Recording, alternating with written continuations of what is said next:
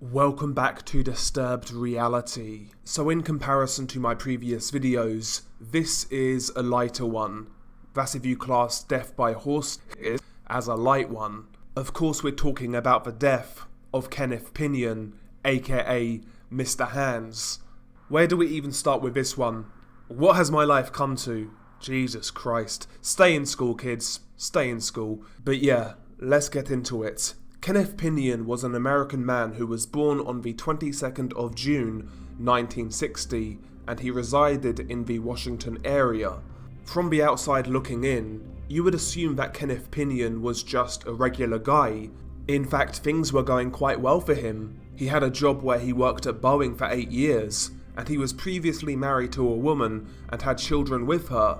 So things seemed to be going pretty well.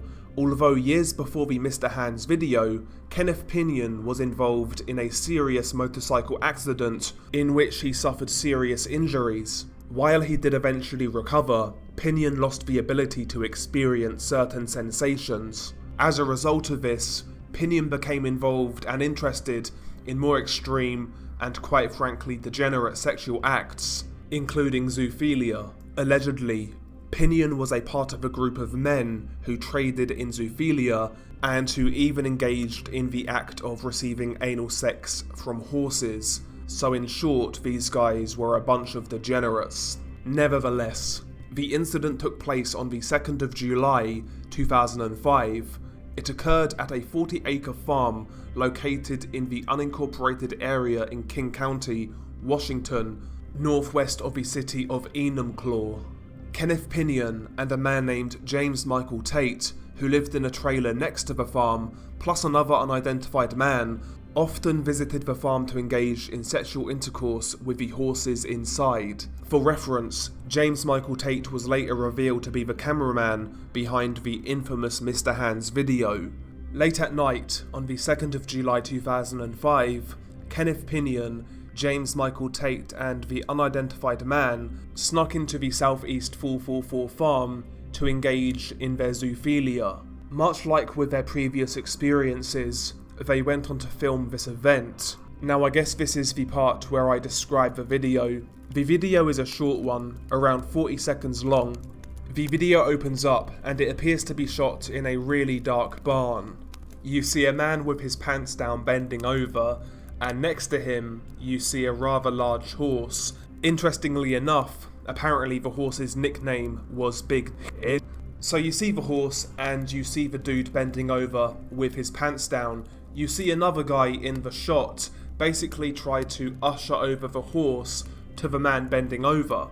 He successfully does this and the horse walks further into the shot. So at this point you can see a lot more of the horse. And at this point you can see that the horse has a raging erection. I'm not sure how else to describe it. So you know where this is going at this point, and quite frankly I'm sure you guys don't really need me to explain it, but because I'm a really nice guy, I will do.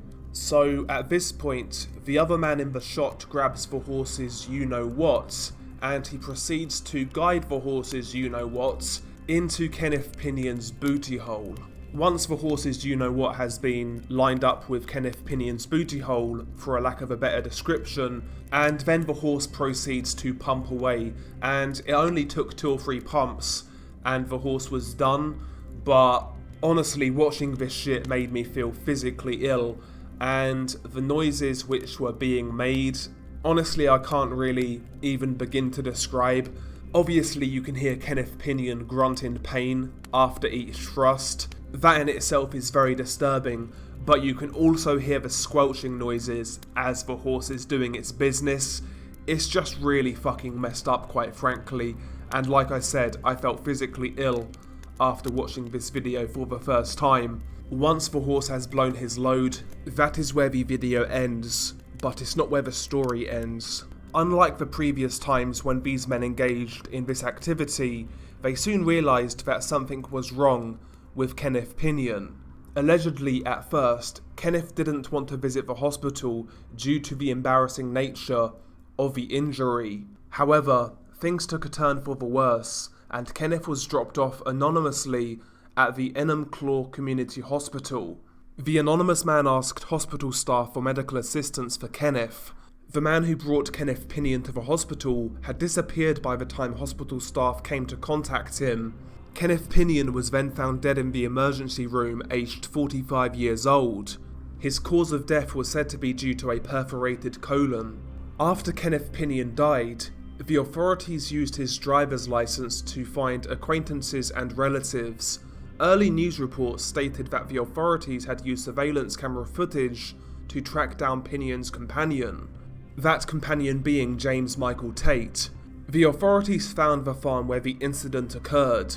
The police tracked down the rural Enumclaw area farm, which was known in zoophilia internet chat rooms as a destination for people who wanted to have sex with livestock. They actually seized hundreds of hours of videotapes of men engaging in receptive anal sex with horses. One of the videotapes featured Kenneth Pinyan shortly before he died on the 2nd of July 2005. This was the video that was later referred to as Mr. Hands or Two Guys One Horse. Interestingly, not much information is known about where this video was originally uploaded, or who in fact uploaded it.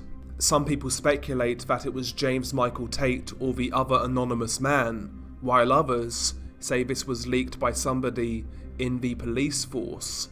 As of right now, the identity of the uploader has not been verified. After the death of Kenneth Pinyan, you would be forgiven to think that those others involved in the Mr. Hands video would go on to face the full consequences of the law, but in reality, this is not really what happened. In fact, the only person who was charged with a crime was 54-year-old James Michael Tate, and he was only charged with criminal trespassing in the first degree because the owners of the farm, a third party, were not aware that the men entered the property to engage in bestiality. The anonymous man was not charged as his identity is unknown. On the 29th of November 2005, John Michael Tate entered an Alford plea and Judge David Christie gave him a 1-year suspended sentence, a $300 fine, and 1 day of community service. Judge Christie also ordered Tate to never visit the farm again. So all in all, he barely got a slap on the wrist. Interestingly, this is because at the time, believe it or not, bestiality was legal in Washington state. However, that soon changed, and I'm sure much to John Michael Tate's dismay. Senate Bill 6417, which made bestiality a Class C felony, passed on the 11th of February 2006, with all 36 state senators voting for it. Up until that point, bestiality was legal in Washington state since 1976, which is absolutely crazy to me. Interestingly, after the Mr. Hands incident, James Michael Tate moved to Tennessee, and once again in 2009, James Michael Tate and 2 other people were jailed in Maury County, accused of engaging in bestiality. In January 2010, Tate pleaded guilty in a Tennessee court to engaging in sexual acts with animals, and he was placed on probation. Again, that is crazy to me. The fact that this man only got probation despite his history, it's mind-boggling. You know, before researching this case, I would assume that a crime like bestiality would come with a fairly significant sentence, but obviously not in some states, which is absolute madness. But it is what it is. Sometimes this world doesn't make any sense whatsoever.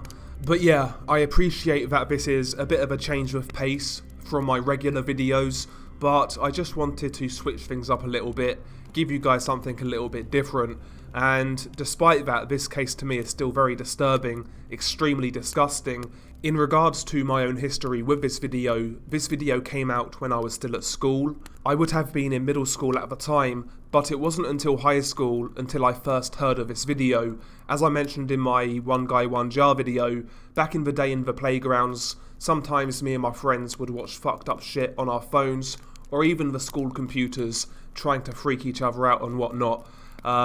But for whatever reason, despite watching God knows how many shock videos back then, I never actually saw this video until years later. And yeah, I can see why I never wanted to watch this as a kid. But yeah, growing up in the first decade of the 2000s really was an interesting experience. I feel like my generation was the last generation of kids to actually have some sense of adventure and curiosity, I guess I would say. We actually used to go outside and do stupid shit, and on top of that, we used to watch things like this to freak each other out. But these days, man, you know, kids are talking about, oh, I've got the latest Travis Scott Fortnite skin. I mean, I don't know, man. The era I grew up in wasn't perfect, but I look at today's generation, and honestly, I would hate to grow up now. It just feels like in 2022, kids are so mollycoddled and have no sense of adventure, and I see this in my own family, you know, with younger family members, and yeah, I just think to myself, I was actually quite lucky to grow up when I did. I mean, we grew up during the rise of the internet and social media, and the internet back then itself was just like the Wild West.